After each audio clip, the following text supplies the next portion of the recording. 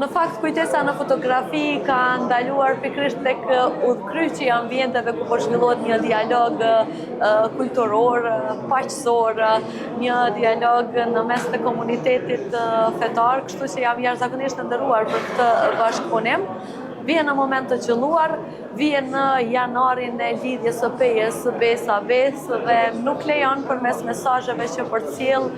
që të harrohet kujtesa kolektive, sepse unë duhet besoj që përmes kujtesës kolektive edhe do të shohim dritë tutje,